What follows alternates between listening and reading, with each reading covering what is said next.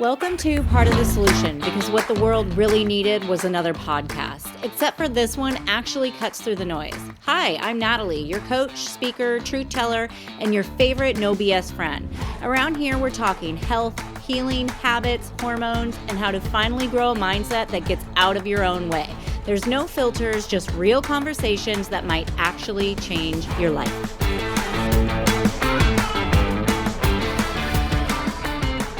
Hi guys, welcome back to the podcast, Part of the Solution. Thank you so much for being here. So today is a special episode. I've got my longtime friend Izzy in the studio today, and she's going to share a little bit about her journey with her postpartum experience. I've known this woman for a very long time. She's been a friend, a babysitter. I mean, she's basically helped me raise my daughter. And Izzy, thank you so much for being here. Hi, Natalie. Thanks for having me. I'm super excited. It's my first podcast, so. Oh, I get to pop your cherry. I know. Well, I wanted to have her come on just so we could, we are friends outside of the podcast world, and I know a lot about her experience with this, and I think she's just finally ready to talk about it. And I think it is a conversation that maybe a lot of people want to hear about, but they necessarily don't want to talk about it. I mean, I think it's become way more mainstream now, but just let's kind of chat about the beginning stages, or just, give us a little bit of background. Yeah, so I feel like you and I have talked about this over and over. I mean, you basically helped me get out of this. So, yeah, it was a really weird and unfamiliar concept for me. I've always wanted to be a mom. I love babies, love taking care of babies, love raising babies. And so when I got pregnant, I was super excited. And I couldn't wait. I couldn't wait for all the new things, the newborn bliss, everything everybody always talks about. And my pregnancy was super normal, super fun, super excited. I did all the things. Baby was completely healthy. I was super healthy. And then delivery went good. Came home. First few weeks were that newborn bliss. And then it was like one morning I woke up and everything changed. Wow. Like for the worse. Yeah. It was literally. Let's talk about that morning. Like what happened? Yeah, I woke up with like a stomach ache. I would say like a dull stomach ache. And I was like, oh, that's weird. Whatever. Everybody gets stomach aches. And then it just wouldn't go away. Like no matter what I did, no matter what I ate, what I drank, whatever. And it was like on the lower right-hand side of my stomach. And I was like, this is like weirdly specific, like this isn't just a general stomach ache anymore. And so I got out my phone and I Googled and I was like, I have this pain in the right side of my stomach. What is going on? And that, I feel like that moment just opened up this portal of like the next 6 months of my life. Like, yeah, it was insane. It was like, you're having an appendicitis, you have colon cancer, you have stomach cancer, you're dying. Like it was just an endless amount of unfortunate events that could be happening to you. That's like, what I felt. It was extreme. And did you put in there like postpartum 3 months stomach ache, or like what did you Google? Like that came along later. Like Yeah. I didn't get into consideration until later. It was just like I read the first line, you have, colon cancer, pain in your right hand, in the right side of your stomach, and basically you're going to die. Like that's all I saw. Like almost like you see red, and it's the only thing you're willing to accept. And I had just put in the search bar, like lower right-hand side of my stomach hurts. Yeah. And it came up with that. And I was like, oh my God. I was like, I need to go to the hospital. And it was like that, like, I need to go. So my husband was at work. I packed up our 3-month-old and I drove to the hospital and went to emergency. And I explained all my symptoms, and they're like, okay, we're going to go ahead and give you a urine sample, could be a, UTI, whatever, like all these little things that they say it could be. And I'm like, no, like I need blood work. This is bad. And they're like, okay, and yeah, that was the day that kind of started everything. Yeah. And so what happened as a result of that ER visit? So once they took me back, they took blood, they took, urine sample and they ruled out like anything in my blood, anything in the urine. And they were just asking me, what's going on? Has this been happening? Kind of just going through the line of questions. And I was like, no, this is not normal. This is not normal. I've never had this before. I've, never experienced it for this long. And they were just kind of like, okay, well, if things get worse, you know, come back. But if not, like, there's nothing in your tests that are concerning us.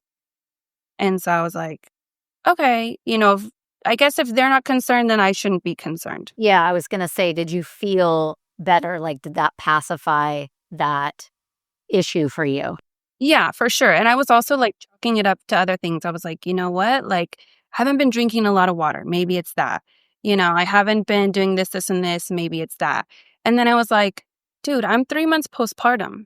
It's probably postpartum issues, because your body goes through all these things that you never thought was normal until you Yeah, have a baby. And then you're yeah. like, okay. So then, yeah, I just went home and they were like, rest. And again, if it gets worse, come back. So I was like, okay. And it never got better. It Like, didn't. that was the start of the end, you know? So walk us through what that looked like. Did your stomach alleviate like that day and then you woke up and it was back, or like what were the symptoms after that? So I remember going to dinner with my husband's family that night. And looking back now, I was distracted, so I wasn't noticing it. I was out and being social and not really paying attention to only that. So it kind of went away. I was like, oh, okay, maybe I was just dehydrated, maybe whatever. And I was like, okay, the peace kind of came back. I was like, I feel good. Maybe it was a weird thing. I don't know. So then I went home after dinner, went to bed, woke back up, and I was like, dude, it's back again. Like, I was like, what is going on? This is weird. And it just never went away. Like, it was always there. It wasn't like I was hunched over and in pain, but it was always there. Yeah, You know what I mean? like an awareness. Like an awareness. And it was dull, but I could never like forget about it. Mhm. And then And what was the next, like, what happened after that? Like, what was the next trigger? 2 days later, I went back to the ER and I showed up. It was late. It was like 11 p.m. I was trying to go to bed and I was like, no, this is not right. Something's wrong. Why is this still hurting? Stomach aches don't last this long and not have other effects. Like sometimes you throw up or when you're sick. And my husband was like, are you sure you want to go back? Are you sure? It's going to be a long wait and they're probably just going to tell you to go home again. And I was like, no, I need to go. And so Sunday night at 11 o'clock, we packed up and went back to the hospital. Same drill, urine samples, blood tests. This time I was a little bit more adamant. I was like, no, like we need to do other tests because something's not right. And they were like, okay, we can take you for an ultrasound. So they took me for an ultrasound. And I remember being like, this is where they're going to find it. Like something is going to come up on this test. I know it. Sure enough, results come back, nothing alarming. And I'm like, what is going on? This is the weirdest thing. And I was not like, none of the dots were connecting for me. Yeah. Nothing was making sense. But then again, I was like, okay, you know what? I had so much faith and so much trust in these doctors. I'm like, okay, if they say it's fine, it's got to be fine. Yeah. It was just so confusing because I was like, it's got to be something. Yeah. Yeah, yeah. Like your brain wouldn't let you think anything else. Correct. I was like, there's got to be an explanation for it, you And know? then what was the next symptom? So then the other symptoms started to slowly creep in. Every once in a while, I would get like this sharp pain. And when I would, like, be vocal about it and tell people, they'd be like, "Well, you have to remember, like, you are 3 months postpartum. Your body's rearranging back to what it was before, doing new things, you're feeding a baby, all these things." So they were like, "Give your body some time to adjust." I was like, "Okay." And then that's when it, like, started to get worse. I was super emotional all the time. It was like I couldn't speak without crying. And it was over, like, the craziest things. I would be, like, burping my baby, and she wouldn't burp, and I'd just, like, burst into tears and be like, "I can't Mhm. do," you Yeah. know? That was a big symptom. Doing my makeup, I'd start crying and not even thinking of, like, bad things or upsetting. Yeah. It would just be these bursts of, like, emotional roller coasters. And, And had you ever experienced, like, anxiety or depression or just emotion like this before? never, never. Yeah. I was always, like, quote, unquote, "normal." I Yeah. didn't. Thankfully, I've never had any sort of mental health issues or, things like that. So this was all super new. I didn't even really know what anxiety was. Yeah. During my pregnancy, the doctors mentioned postpartum depression and anxiety maybe twice. Mhm. They were like, "You're young. You're young." I was 20 when I was pregnant, you So know? never at any point did you think this was postpartum, you thought, "I have a medical condition." For sure, because everything I felt was physical, Yeah. and I always imagined anxiety and depression to be in your head, just thought. Like, I never correlated the 2, I never knew that your mind had so much power over your body and can make your body feel physically sick. So then I remember, like, just Googling constantly, and it was, like, based off my symptoms, that's what I would Google. Yeah. Well, the stomachache thing. I would explain to Google what kind of stomachache I was having. And then I was having a lot of chest tightness and anxiety attacks. And I had no idea what those were. And many times I thought I was having a heart attack. I Mhm.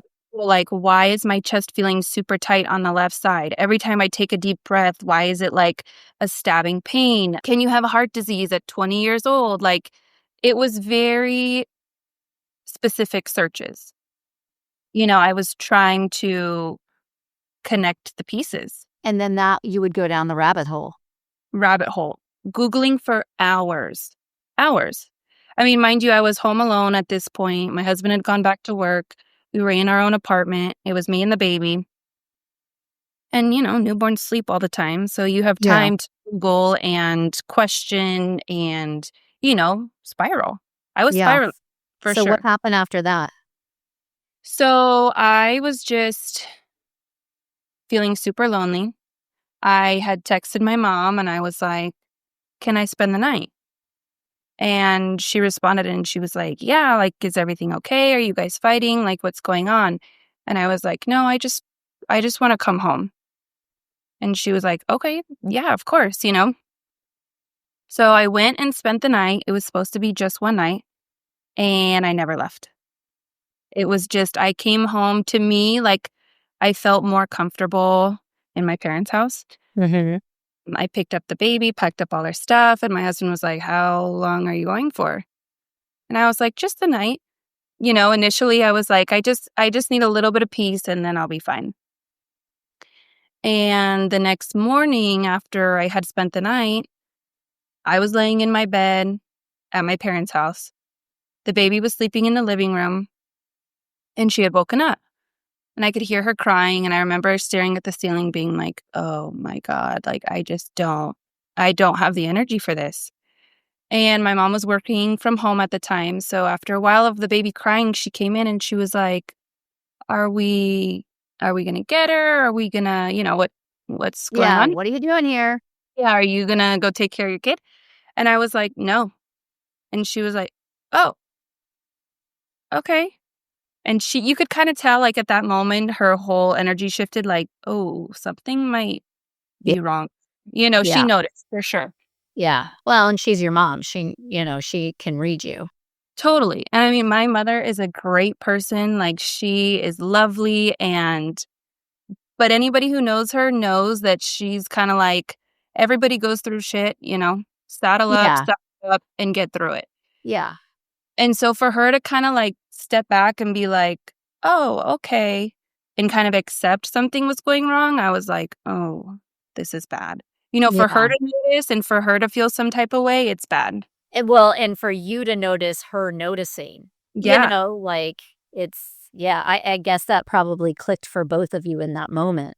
for sure. And I was like, okay, there's definitely something going on, and then that's when I started to think like, maybe I am depressed. Maybe I do have anxiety, but no, like I'm supposed to be so happy. I was always so excited to have a baby and this is all I've ever wanted. And I'm not happy. Yeah.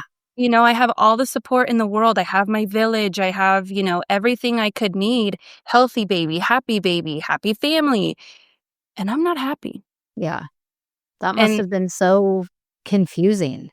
and it's so dark. Like it's a dark thought. Yeah. You hear Yeah. horror stories of moms with postpartum depression who do all these horrible things, and that's what's going through your mind. Like, am I one of those people?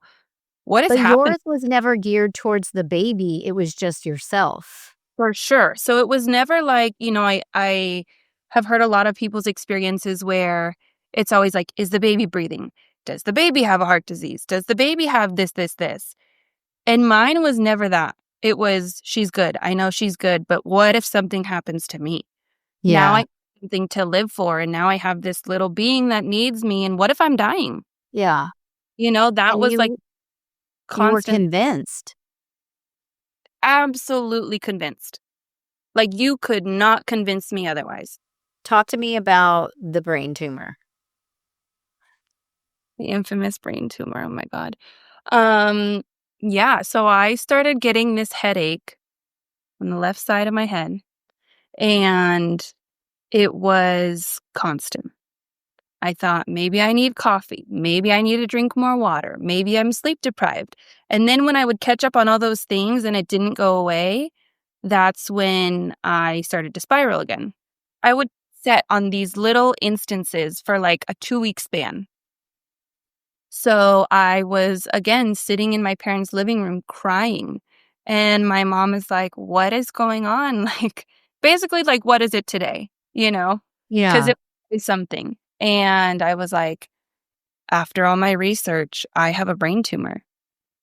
And it was like, saying it out loud now is like, oh my God, like, I can't believe I ever said that or felt that way. Because it does sound crazy. But in the moment, I was convinced, like, what other thing could it have been? Yeah. Like when you have a brain tumor, like your head hurts, and all of my searches added up to this is what it could be. God, you were just spiraling down the internet, like, and only Obviously. grasping onto these, like, insane scenarios or like, extreme diagnosis. Oh yeah. Like it couldn't be anything less. It had to be terminal. Mhm. Everything was terminal. And anything less just didn't make sense. Anything Yeah. less is crazy. You know Yeah. what I mean? Because you had it all together, but Yeah. this you couldn't manage. Yeah. Okay, I Yeah. understand. So So yeah, it was just like people would look at me like, and they wanted to, be empathetic and be like, okay, she's going through something. But at the same time, they were like, really? yeah. Stage brain cancer? You know what I mean? Like, I don't know. And you were self-diagnosing. 100%. Did you go to the hospital for that? Not for that one, but there was another instance. Yeah, I did go. Yeah. It's like So damn near me by name there. It was, yeah. So how, like, when did you hit a rock bottom? Like, let's talk about the rock bottom, or when you were like, I need help. Like, I realize that this is beyond what I can control. Like, when did that happen for you? yeah, I think, again, my mom kind of talked to me one day and was like, hey, have we ever considered, maybe this is postpartum anxiety, postpartum depression? She kind of tried to be like, it's normal, like don't feel like you are crazy or different because it is more common than you think. And I was like, no, that's not me. Like, I've never had those issues. I've never experienced any of that. It can't be that. Yeah. She's like, well, you know what? Why don't we set you up with somebody to talk to? And I think that was kind of that feeling of like surrender. Like, I was like, you know what? Screw it.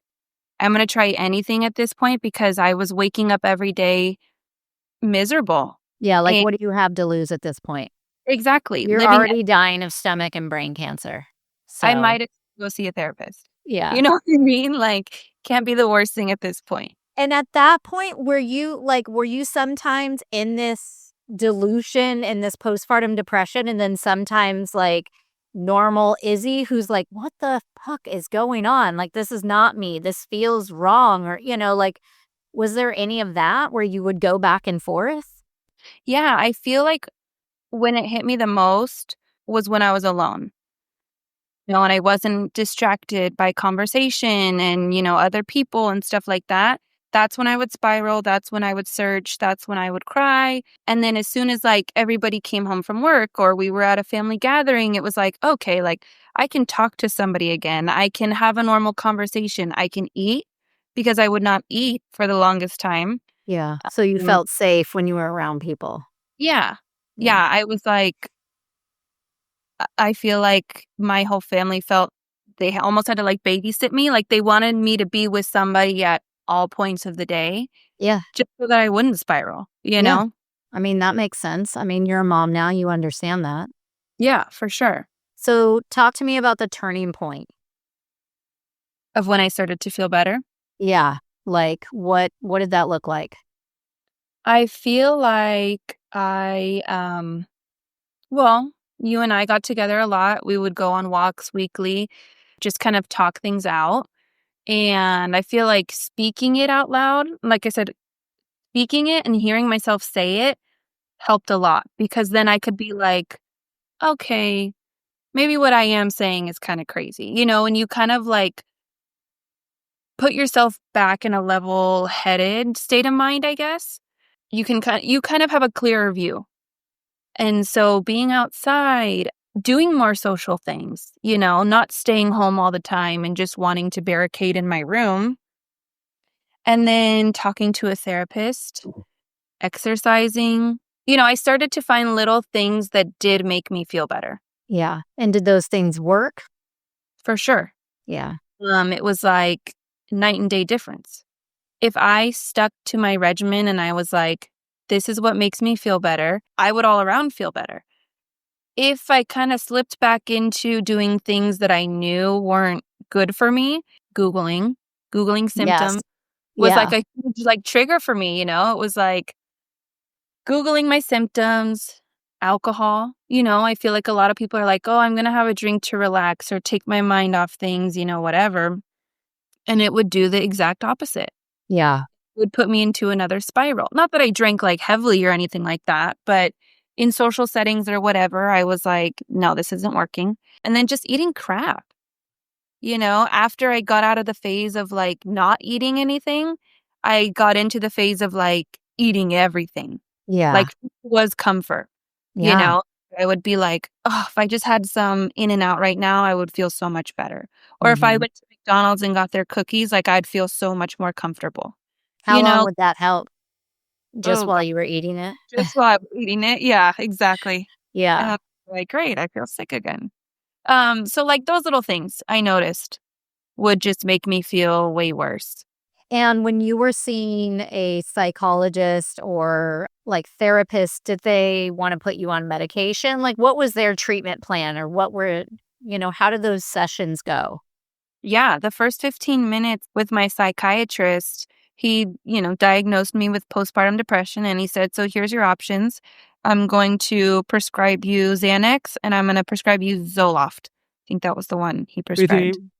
And I was just kind of like, whoa, like I've only been talking to you for 15 minutes and I got a Xanax prescription out of you. Yeah. That's crazy. Yeah. And so, yeah, their plan of action was medication. Let's put you on medication for 6 months, see how you feel. And then if you still need it, we'll keep you on it. And if you don't, we'll wean you off. But nothing of like lifestyle or diet or exercise or No, it was all, let's keep our sessions up. So I would meet weekly with them and let's put you on medication. And I Well, didn't that's feel like there were ever any um actual tools that they would teach me. It was almost just like a session of, well, just tell me what happened throughout your week. It was never teaching. yeah. Did you end up taking the prescriptions? So I filled the prescriptions and I was so nervous to take them, because addiction runs super strong on both sides of my family.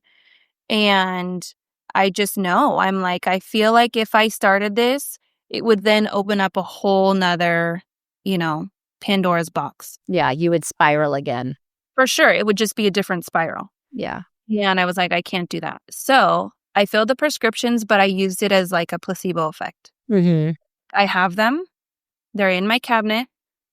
If I get to a point where I'm like deep, dark level, then I know they're there for me to take. If Mhm. not, until then, I'm just going to wait and kind of do what I know works and then go from there.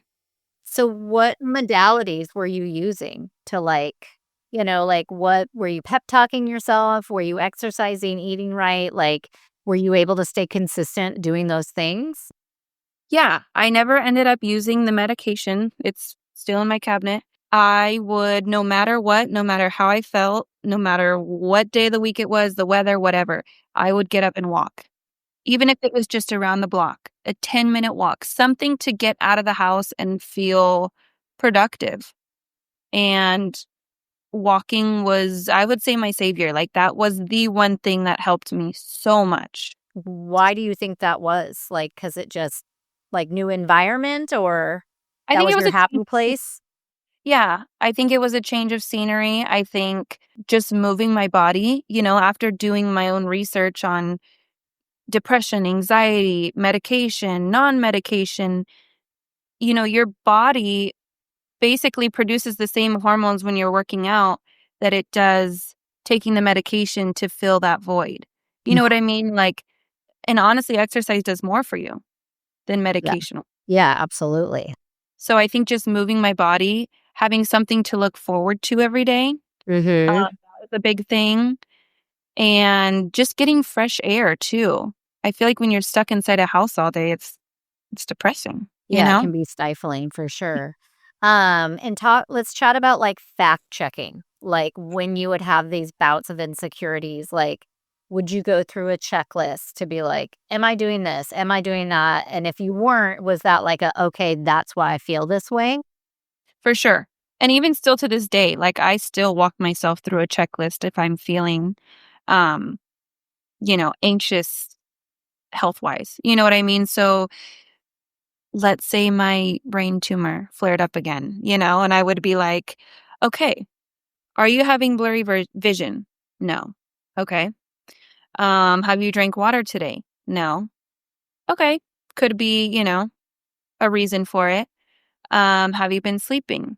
No. Or, going through all the other physical symptoms. And if it's not checking out, it's probably not it, Yeah. or I can't remember what the other ones I would go through, but I had like my set list. Same with the heart disease. Do you smoke? No. Okay. Like going through and just basically like debunking all these symptoms or diseases or conditions, Yeah. it would make me feel so much better. Yeah. Or going through it oppositely, being like, okay, is chest tightness a sign of anxiety? Yes. Are tension headaches a sign of anxiety? Yes. Okay, this is all checking out. It's probably an anxiety attack, or it's probably anxiety in general. Yeah. So at this point, you're back living at home. How did your husband or your boyfriend at the time, now your husband, how did he handle everything? Was he like, "What the fuck is going on? We're living back at your parents' house. Like, my girl can't leave the house." Like how did he Yes. handle everything? Oh God, he was such a saint Yeah. in that time, like I feel so bad for him for what I put him through. He's probably questioning all of his life decisions at that point. But yeah, when, like I said, initially it was supposed to be just a spend the night thing at my parents' house, which then turned into, yeah, we're moving out of our apartment and moving everything into storage and living at my parents'. I think it was obviously a huge adjustment for him. He was kinda like, "This is a little uncomfortable." You know, you're in somebody else's house, somebody else's space, and being completely comfortable isn't really realistic. But he was just super understanding. You know, we had a conversation, and he was like, "What do you need to feel better?" And I was, "I need to go home. I Yeah. need to be around my parents. I need to be around my family," you know, and he was like, "Okay." We couldn't end our apartment lease, so he, like, finished out our lease paying rent for a space we weren't living in.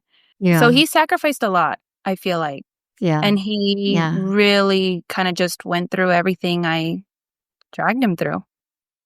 Yeah. He just agreed. Well, it's a we thing, like, although it's your body, I mean, it's still, like, this experience that you guys had together, and I just think it's testament to who he is, Oh, for like, sure. I don't know if you guys know this, but I had the honor of officiating their wedding, gosh, 4 weeks Yeah, ago, 5 weeks been a ago, month. not even that long ago, and so that was in part of my, speech was just, he's not he's a man of a few words, but his character and integrity is, like, just next level, like, he's just such a family man, and he's so loyal and loving, and so I just wanted to give Concho a little shout out on this episode, but it must have felt great to have that support of him, the family, plus your daughter. So let's talk about like what your life looks like now or kind of walk us through like when it started to fade and then what everything looks like now for you. Yeah, I think a big kind of step in, I don't wanna say, like, my recovery, but, like, you know, transitioning out of that phase of my life was getting back to Yeah. work. I had it in Yeah. my head that I wanted to be a stay-at-home mom. I wanted to be home with my baby. That's what I was called to do, all this stuff.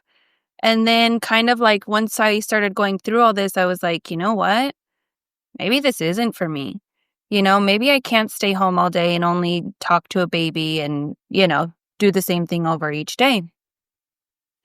And so I was like, "I need to go back to work, even if it's just part-time."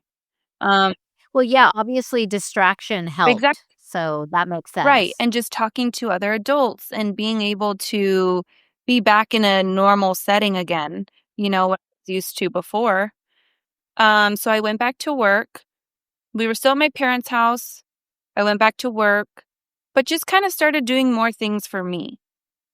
I Yeah. mean, obviously still being a full-time mom, but kind of filling my cup, you know? Yeah. And so going back to work was a huge help. I feel like I got, like, a little more independence back, and I felt like just doing things for me, being able to get up and get ready every day, being able to talk to other adults, um, being able to have normal conversations, and just overall a change of scenery. I feel like huge Yeah. help. And then just taking, the little steps that I would do seriously and implement them into my everyday life. The symptoms of my health anxiety kind of started to dwindle or fade. And I remember, like, after a few months being like, "Oh, wait, I haven't had a flare up in a month," or "I haven't felt like I was having a heart attack in so long. I haven't picked up my phone to Google what's wrong with me." It was like a Yeah. huge step. Yeah. God, that must have felt so It was, like, good. liberating. I was like, "Oh my god." It, like, makes me emotional right now just hearing you say that because like, when you see somebody that you love hurting or just in discomfort, and then they're coming out of that, and it's like this rebirth, and you are like, "Yes!" Like, "I knew you could do it," or, like, "I knew that, like, you were starting to feel better," and is so nice. Totally, and I feel like I even feel that way for myself. Even Yeah. talking about the story, like, I just wish I could go back and, like, give that new mom, that girl, a hug and, like, tell her that it's okay, and there is another side. Like, you're gonna get over the hill. There is a light at the end of the tunnel, because for so long, it felt like this was forever. This was my So this was like a year basically or 9 months? Yeah, I would say 9 months. Around her first birthday was when I was like, "Okay, I kinda feel good." Yeah. I feel quote unquote "normal" again. Yeah. Yeah. You know? And it was such a good feeling. And, like, the first few times that you can talk yourself out of a panic attack, you're like, "Oh my god, I did it." You like, Yeah. it's so rewarding at that point, you know? Yeah, I've had 2 panic attacks, and they are Mhm. intense, and I remember having one and for me, I had one while I was at work while I was pregnant, and just this overwhelming feeling in my body, and then I started crying, and then I started laughing, and my heart was racing, and I was like, something insane is happening to me." Yeah.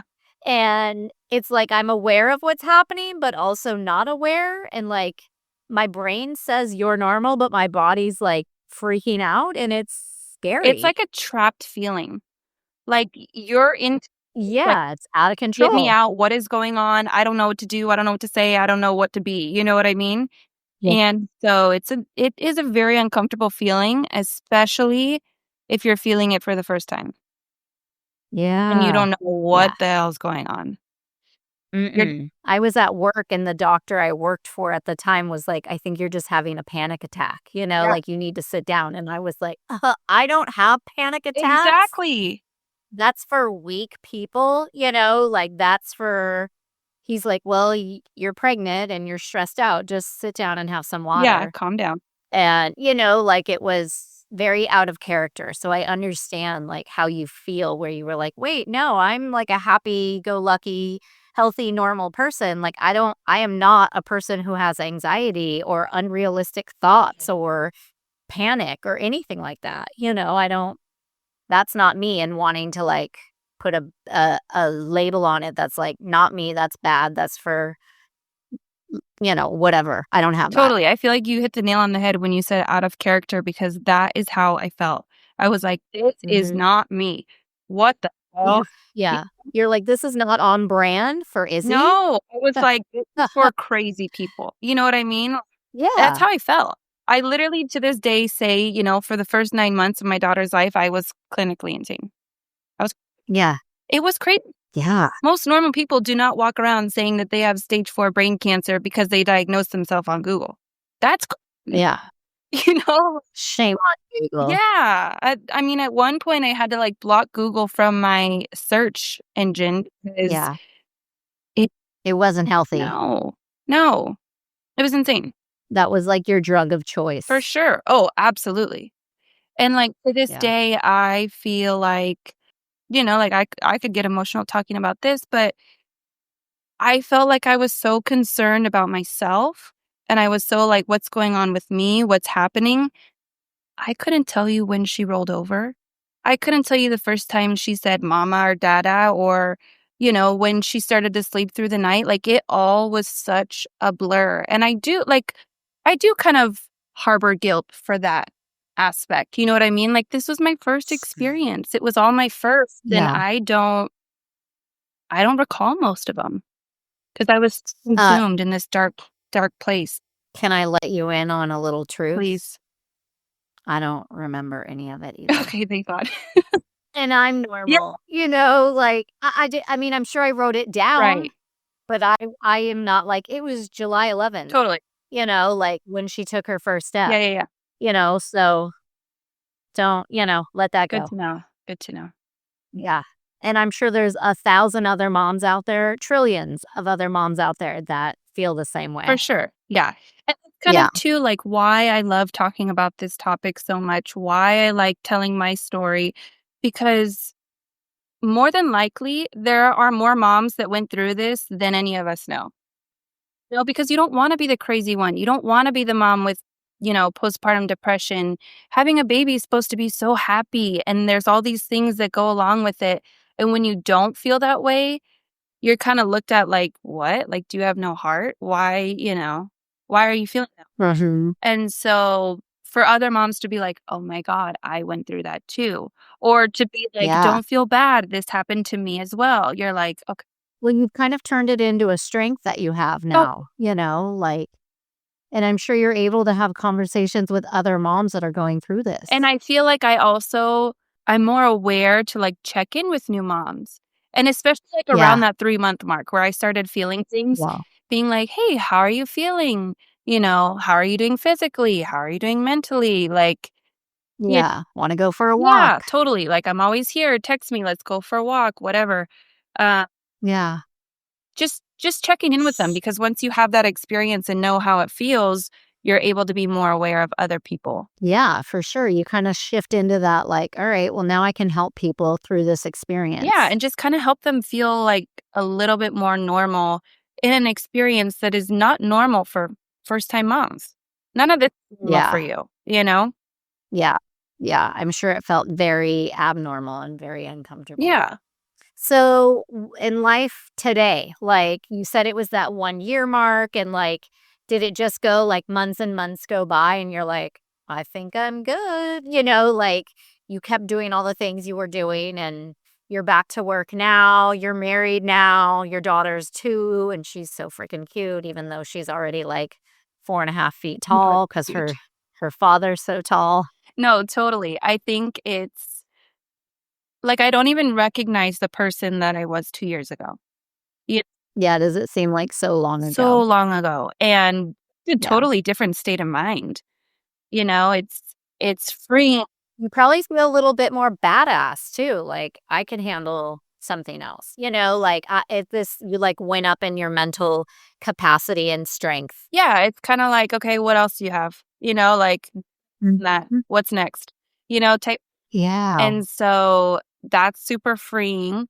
I feel like just being able to tell the story without getting super emotional now, because before I would be like, "I used to have," and then just, like, freak out and Yeah. break down. But now I can talk about it. We're now in our own space. We have since moved out of my parents' house. Thank God. Love Yeah. them, but thank God. Um, and yeah, we're married. She's 2. She started school. I'm back to work full time. Like, it's just a totally different Mhm. life, and it's so good. Yeah. It's so good.